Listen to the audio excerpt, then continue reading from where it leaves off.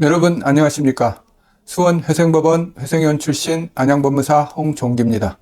요즘 많은 분들이 개인회생에 대해 문의하고 계십니다. 개인회생이 처음이신 분들은 어떻게 진행되는지 몰라서 막막하실 텐데요. 오늘은 2025년 기준으로 개인회생을 처음 알아보는 분들을 위해 전체 절차를 쉽게 풀어 설명해 드리겠습니다. 개인회생을 하게 되면 전반적으로 3년 동안 빚을 갚게 됩니다. 일반적인 채무 상환과 어떻게 다른지 생각해 볼까요? 보통 빚을 갚을 때는 원금과 이자를 모두 갚아야 하는데 특히 이자율이 높은 경우에는 갚아도 끝이 없어 개인회생을 하면 3년 동안 정해진 금액을 갚으면서 나머지 빚은 탕감받을 수 있습니다. 원금과 이자 모두요? 이렇게 하면 빚의 부담이 크게 줄어들게 됩니다. 다만 한 가지 알아두셔야 할 점은 청산 가치에 따라 변제 기간이 5년까지 늘어날 수 있다는 점입니다.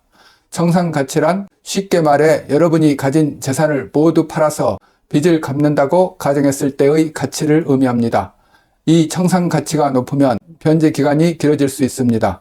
두 번째로 개인회생 신청 방법에 대해 알아보겠습니다. 개인회생을 시작하려면 먼저 신청을 해야 합니다. 이때 중요한 것은 관할 법원인데요. 이는 여러분의 주소지에 따라 달라집니다. 예를 들어 여러분의 집 주소가 경기도라면 수원회생법원에 개인회생을 신청하게 됩니다. 직장 주소가 경기도에 있어도 마찬가지로 수원회생법원에 신청할 수 있습니다. 신청 시에는 여러 서류를 준비해야 하는데 이는 빚의 상태와 여러분의 소득, 재산 상황을 법원에 정확히 알려주기 위한 것입니다. 서류 준비가 복잡하게 느껴질 수 있지만 전문가의 도움을 받으면 훨씬 수월해질 수 있습니다. 세 번째로 금지 명령에 대해 알아보겠습니다. 개인회생을 신청하면 금지 명령이라는 것을 받게 됩니다. 이게 무엇인지 알아볼까요? 보통 빚이 연체되면 빚 독촉 문자나 우편물이 계속 나오게 됩니다. 더 심해지면 채권 주심이라고 해서 독촉 전화가 오거나 심지어 급여나 재산이 압류되는 상황까지 발생할 수 있습니다. 하지만 금지 명령이 내려지면 이런 괴로운 상황이 멈추게 됩니다. 채권자들이 여러분의 법적 조치를 취하는 것이 금지되기 때문이죠. 이렇게 되면 마음의 부담 없이 개인회생 절차에 집중할 수 있게 됩니다. 쉽게 말해 금지 명령은 이 사람이 개인회생 신청했으니 더 이상 독촉하거나 압류하지 마세요 라고 법원이 채권자들에게 내리는 명령입니다. 네 번째로 보정명령 대응하는 방법에 대해 알아보겠습니다. 개인회생 신청 후에는 보정명령이라는 것을 받게 될 수 있습니다. 보정명령이란 법원이 여러분에게 추가 자료를 요청하는 것입니다. 예를 들어 법원에서 최근 6개월간의 계좌 사용 내역을 더 자세히 보여주세요 또는 소득 증명 자료를 추가로 제출해 주세요 라고 요청할 수 있습니다. 이런 보정명령은 법원이 여러분의 재정 상황을 정확히 파악하기 위한 것입니다. 하지만 이러한 자료를 정리하는 것이 쉽지 않을 수 있으니 경험이 많은 전문가의 도움을 받는 것이 좋습니다. 또한 보정명령을 통해 추가 청산 가치가 발견되면 변제해야 할 금액이 늘어날 수 있다는 점도 알아두세요. 예를 들어 신고하지 않은 재산이 발견된다면 변제금이 증가할 수 있습니다. 다섯 번째로 개시결정의 의미에 대해 알아보겠습니다. 보정명령에 잘 대응하고 나면 개시결정을 받게 됩니다. 이는 말 그대로 개인회생 절차를 시작한다는 법원의 결정입니다. 개시결정을 받게 되면 정해진 변제금을 매월 법원에 납부하기 시작합니다. 중요한 점은 개인회생을 신청한 날로부터 빚의 원금이나 이자를 더 이상 갚지 않아도 된다는 것입니다. 대신 법원이 정한 변제금만 착실히 납부하면 됩니다. 제가 말한 것처럼 개시결정을 받으면 개인회생 절차의 90%는 완료된 것이나 다름없습니다. 이제 정해진 길을 따라가기만 하면 되니까요.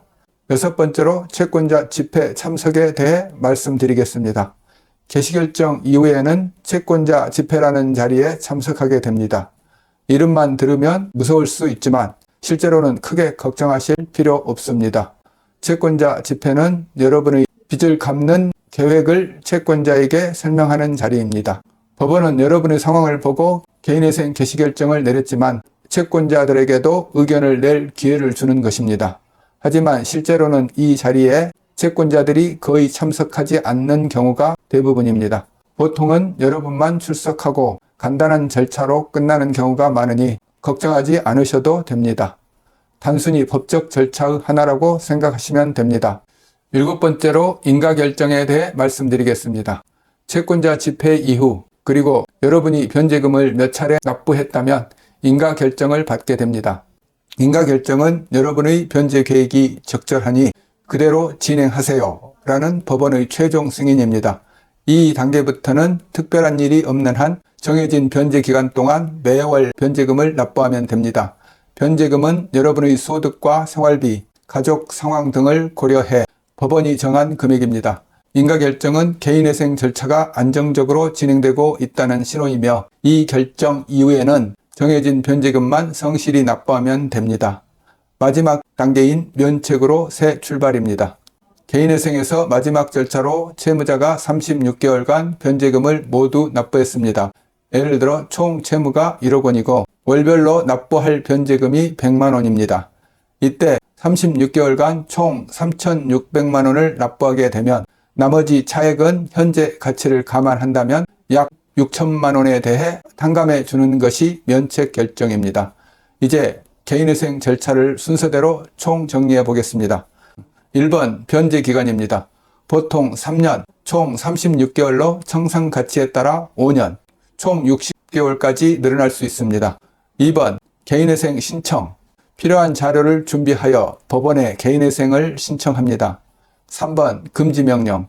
채무자가 수월하게 변제금을 갚을 수 있도록 채권자에게 법적 조치를 막아주는 명령입니다.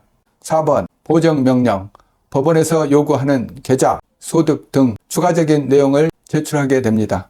5번 개시결정. 개인회생 절차의 90%는 끝나는 단계로 이때부터 월 변제금을 납부하게 됩니다.